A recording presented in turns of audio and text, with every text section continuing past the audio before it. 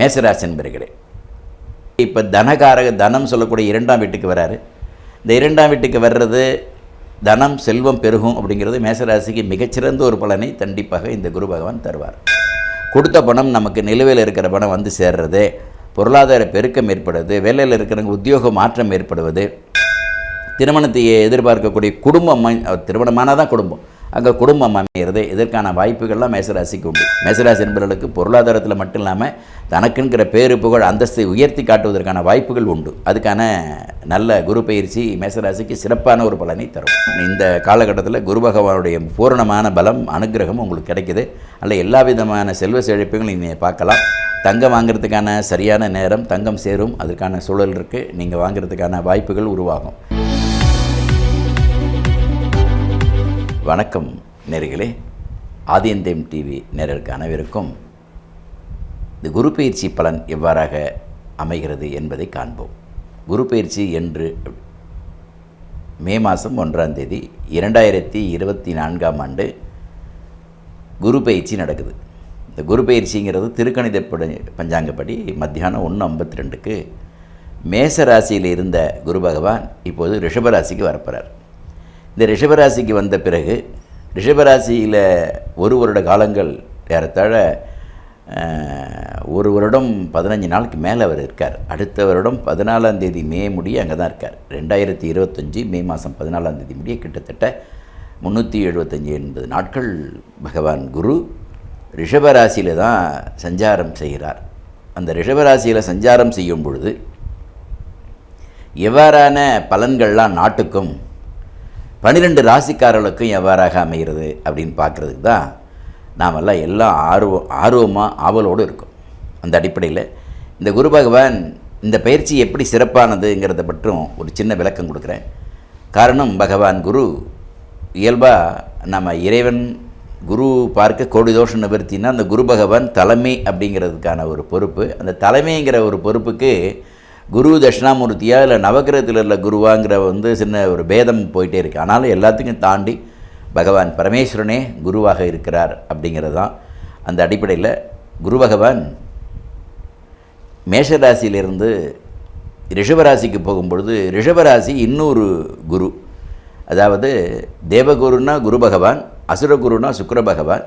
சுக்கிர பகவானோட வீடு அப்படிங்கிறது ரிஷபம். அந்த ரிஷபத்துக்கு அவர் பயிற்சி ஆகிறார். இந்த ரிஷபம் அப்படிங்கிறது யாருக்கு, ரிஷபம்னாலே காளைன்னு பேர். காளைங்கிறது யாருடைய வாகனம்னா சிவபெருமான், நந்தியம்பெருமான் தான் காளை. அதனால் இந்த ரிஷபராசிக்கு ஒரு தனிச்சிறப்பு உண்டு. சுக்கிரனுக்கு 2 ராசி உண்டு, ரிஷபமும் உண்டு, துலாமும் உண்டு. ஆனால் துலாத்தை காட்டிலும் ரிஷபத்திற்கு மிகச்சிறந்த ஒரு யோகத்தை தரக்கூடியதாக அந்த ரிஷபம் அப்படின்னாலே மக்கள் மத்தியில் ஒரு தனிச்சிறப்பு உண்டு. அந்த அடிப்படையில் ரிஷபராசிக்கு பகவான் குரு வர்றதுனால தேவகுருவும் அசுரகுரு வீட்டுக்கு போகிறதுனால அசுரகுருவும் இணைவதற்கான சந்தர்ப்பம், சூழ்நிலைகள் இந்த குரு பயிற்சியில் இருக்குது. ஆகவே இது சிறப்பான ஒரு குரு பயிற்சியாக நாம் கருதலாம். அந்த அளவுக்கு நாட்டு மக்களுக்கும் மற்ற இதில் இருக்கக்கூடிய அனைத்து ஜீவராசிகளுக்கும் குரு பயிற்சியினால் இருக்கக்கூடிய சிறந்த ஒரு பலனை இந்த ஆண்டு குரு பகவான் நிச்சயமாக வழங்குவார் அப்படிங்கிறதுல எந்த விதமான சந்தேகமும் யாருக்கும் வேண்டாம். ஆகையினால் குரு பகவான் சிறந்த ஒரு பலனை இந்த வருடம் கொடுப்பார். இது ஒரு பக்கம், அது பகை அப்படிங்கிற மாதிரி குருவுக்கு சுக்கிரன் பகை இல்லைங்களா, குரு பகவான் ரிஷபத்தில் பண்ண பகை இல்லையா, இப்படிங்கிற பேதம் இருந்துக்கிட்டே தான் இருக்கும். அதை பற்றி நம்ம அதை எடுத்துக்கூடாது. ஏன்னா ஜோதிடம் எப்படி பார்க்குறோமோ அந்த அடிப்படையில் தான் அந்த ஜோதிடத்துடைய பலன்களும் ஜோதிடத்திற்கு தகுந்த ஒரு விஷயங்களும் நமக்கு தெரியும். அந்த அடிப்படையில் இது பகை இல்லையா, பகைதானா அப்படிங்கிற கேள்விகள்லாம் இங்கே வேண்டாம். ரிஷபம் அப்படிங்கிறது சிறந்த ஒரு அற்புதமான, ஏன்னா சரளக்கிரத்துலேருந்து சிரளக்கிரத்துக்கு போகிற சிரமாக இருந்து நமக்கு ஒரு அனுகிரகத்தை அருள் புரியறதுக்கு காத்துட்ருக்கிறாரு. அதை மட்டும் இல்லாமல் அவர் விசேஷமாக குரு பகவான் இந்த வருடம் குரோதி வருடம். அது இந்த குரோதி வருடம் அப்படிங்கிறது நிறைய பயமுறுத்தல் இருக்குது. குரோதம்னா பகை, விரோதம், இப்படிங்கிற மாதிரியான யுத்தம், இந்த மாதிரி நிறைய இருக்கக்கூடிய இந்த காலகட்டத்தில் குரு பகவான் அற்புதமான ஒரு நிலையில் நமக்கு ரிஷபத்தில் சஞ்சாரம் பண்ணுவது என்னை பொறுத்த அளவில் என்னுடைய கருத்தை நான் சொல்லக்கூடிய என்னுடைய இன்னும் சொல்லப்போனால் என்னை பின்பற்றக்கூடிய அனைத்து மக்களுக்குமே இந்த குரு பயிற்சி சிறப்பாகவே இருக்கும், பொதுவாகவே மக்களுக்கு அப்படிங்கிறத நான் சொல்லிட்டு வரேன். அதைத்தான் இப்பயும் உங்கள்கிட்ட நான் சொல்கிறேன். ஆகையினால் இந்த குரு பகவான் சிறந்த ஒரு பலனை இந்த ஆண்டு குறிப்பாக 2024 மே மாதம் 1ஆம் தேதி முதல் அடுத்த வருடம் முடிய ஓராண்டு காலத்துக்கு மேலாக குரு பகவான் இங்கே வீற்றிருக்கிறார். அவருடைய பலன்கள் பூரணமாக எல்லா நாட்டு மக்களுக்கு சகலமும். ஏன்னா குரு என்னென்னலாம் செய்வார் அப்படின்னு கேட்டால், குரு பகவான் பொறுப்புகள் ஏற்படுத்தக்கூடியவர். இந்த பொறுப்புகள்லாம் நல்ல அரசாங்கம் அமையணும், நல்ல ஆட்சியாளர்கள் அமையணும், நல்ல மனோபக்குவம் உள்ள ஆட்சியாளர்கள் அமையணும், மக்கள் எந்த விதமான நோய் நொடி இல்லாமல் இருக்கணும், பசி பட்டினி இல்லாமல் இருக்கணும், கேட்டது கிடைக்கணும், பொருளாதார மேம்பாடு அதிகமாக இருக்கணும், தொழில் வளம் சிறப்பாக இருக்கணும், விவசாயம் சிறக்கணும். இதெல்லாம் இருந்தால் தான் மக்கள் சௌக்கியம் அடைவாங்க. இதெல்லாம் தருவாரா? நிச்சயமாக தருவார், நம்ம எதிர்பார்க்கலாம். அதனால் இன்றைக்கி பாருங்கள், தங்கம் அப்படியே ஏறிட்டே போகுது. தங்கத்தோட விலை குறையணும் அப்படிங்கிறதுக்கான வாய்ப்புகள் குறையுமா அப்படிங்கிற ஒரு கேள்வி எல்லா மக்கள் மத்தியிலையும் இருக்குது. அதெல்லாம் தங்கத்துக்கு அதிபதி பகவான் குரு தான். அதனால் அவர் குறையணும் இல்லையா? ஏன்னா தங்கம் ஏறும்போது வெள்ளியும் ஏறும். வெள்ளிக்கு சுக்கிரன் அதிபதி. ஆக சுக்கிரன் வீட்டுக்கு அங்கே போகிறாரு. அப்போ என்ன செய்யணும் அப்படின்னா, நமக்கு தங்கம் இறங்கு முகமாக இருந்தால் சராசரி மக்கள்கள் வாங்குவதற்கு வாய்ப்புகள் இருக்கும். அது இருக்குமா இந்த ஆண்டு? கண்டிப்பாக ஒரு எந்த அளவுக்கு ஏற்றம் இருக்கோ அந்த அளவுக்கான இறக்கமும் உண்டு. ஆனால் அந்த காலகட்டம் கொஞ்சம் நம்ம காத்திருக்க வேண்டிய அவசியம் இருக்கும். ஏன்னா குரு பகவான் மே மாதம்தான் 1ஆம் தேதி போகிற அன்றைக்கே நமக்கு அதை பார்க்க மாட்டார். அந்த காலகட்டத்துக்கு பிறகு இந்த வருடம் முழுவதும் இருக்கக்கூடிய காலத்தில் நமக்கு அதுக்கான இறக்கத்தை அவர் தந்தே ஆகணும் அப்படிங்கிறதுல மாற்றுக்கிறது இல்லை. நம்ம எதிர்பார்க்கலாம். இது ஒரு பக்கம். அப்புறம் நல்ல மழை பெய்யணும் இல்லையா? நல்ல மழை பெய்யுமா?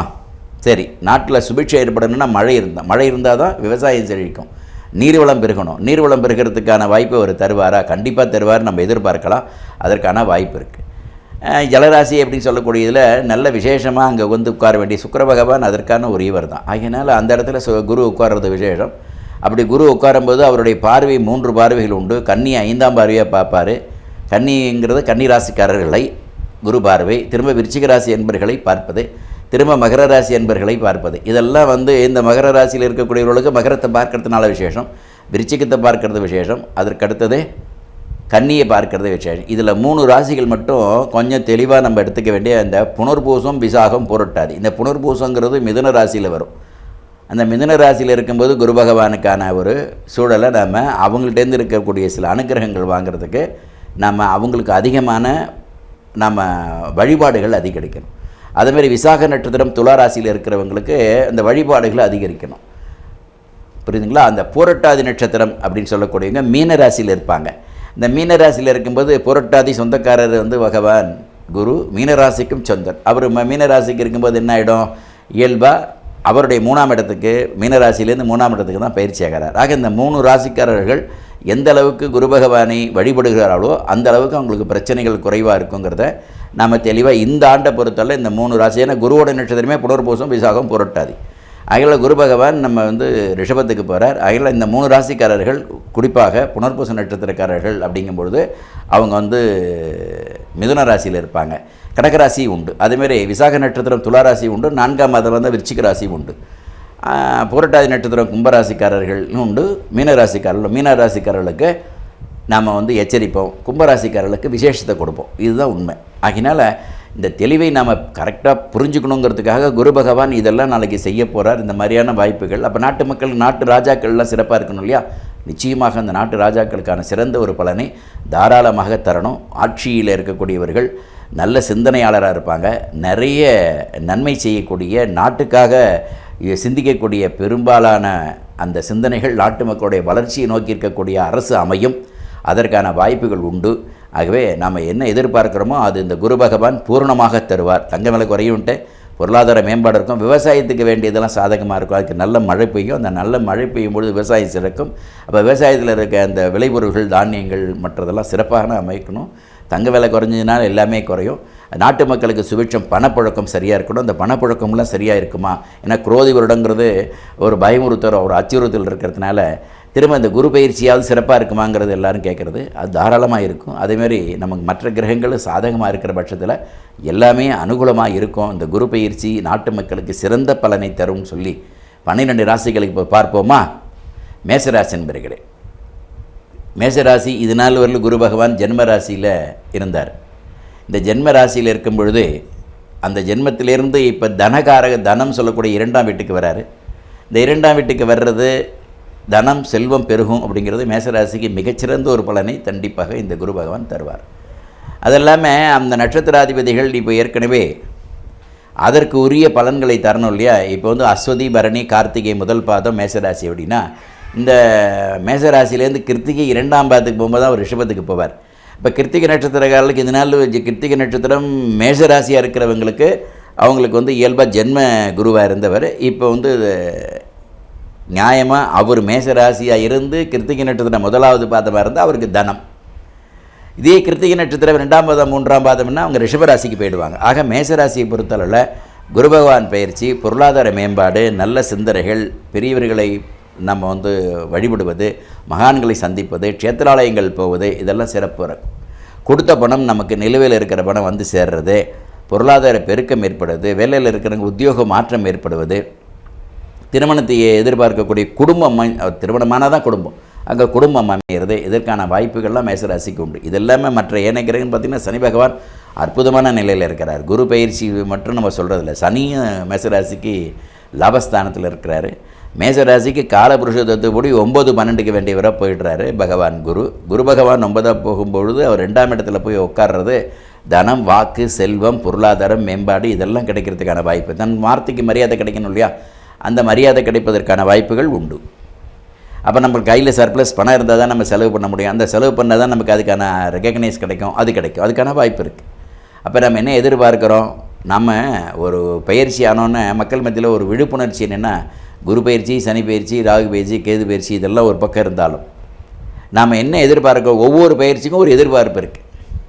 இந்த பயிற்சி நடந்தால் நமக்கு இன்னும் கொஞ்சம் சௌக்கியம் இருக்காதான்னு அதுதான் நம்ம எதிர்பார்க்கணும். அதுதான் மேசராசி என்பவர்களுக்கு உங்களுக்கு சிறப்பாக இருக்குது, ஒன்றும் பிரச்சனை இல்லை. கல்யாணம் ஆகாத நிறைய இளைஞர்களும் தாராளமாக கல்யாணம் ஆகக்கூடிய வாய்ப்பு இருக்குது. கல்வியில் இருக்கக்கூடிய மாணவர்கள் சிறந்து விளங்கக்கூடிய மேசராசி என்பவர்களுக்கு பொருளாதாரத்தில் மட்டும் இல்லாமல் தனக்குங்கிற பேரு புகழ் அந்தஸ்தை உயர்த்தி காட்டுவதற்கான வாய்ப்புகள் உண்டு. அதுக்கான நல்ல குரு பயிற்சி மேசராசிக்கு சிறப்பான ஒரு பலனை தரும். சரி, அதுக்கு அடுத்தது இப்போ நம்ம வந்து ஒரு இந்த மாதத்தின் முற்பகுதி பிற்பகுதின்னு பார்த்தோன்னா, இப்போ நியாயமாக இப்போ வந்து மே மாதத்தில் குரு பகவான் மாறுறாரு. மேயில் மாறி நெக்ஸ்ட்டு மே வரலும் போகிறார். அப்படின்னா என்னை பொறுத்தவரை இந்த 2024லேருந்து 25 முடிய உங்களுக்கு குரு பகவான் சஞ்சாரம் தனகாரகனாக அற்புதமான நிலையில் இருக்கிறதுனால உங்களுக்கு சிறந்த பலனை தருவார். சார், ஒவ்வொருத்தருக்கும் தேவைகள் மாறுபடுது. அந்த தேவைகள் மாறுபடும் போது அந்த தேவைகளுக்கு தகுந்த மாதிரியான நமக்கு அமைப்புகள் இருந்ததுன்னா நல்லது தானே.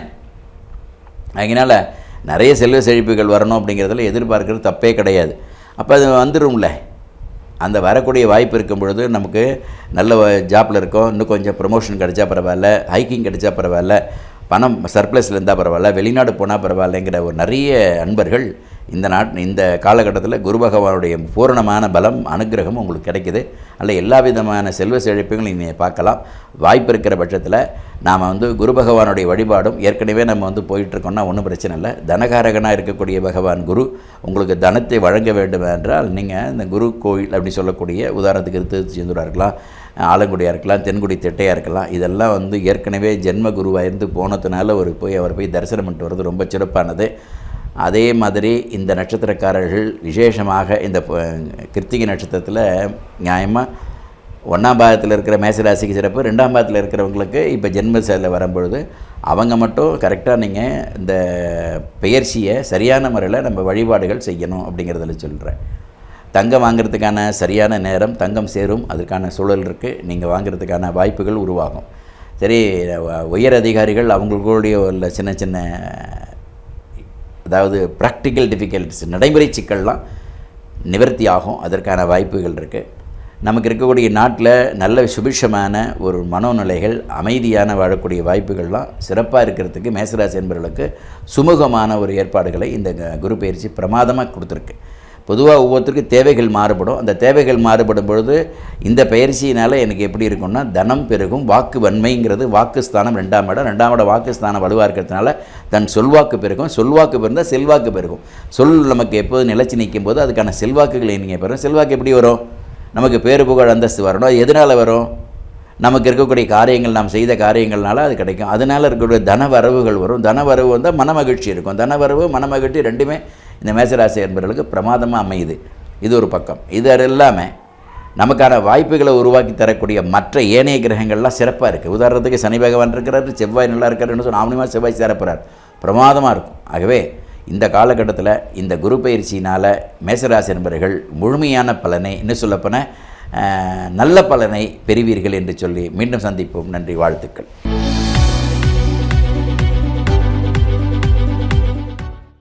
நேயர்களே, இந்த ஆதியந்தம் டிவிக்கு சப்ஸ்கிரைப் பண்ணுங்கள்.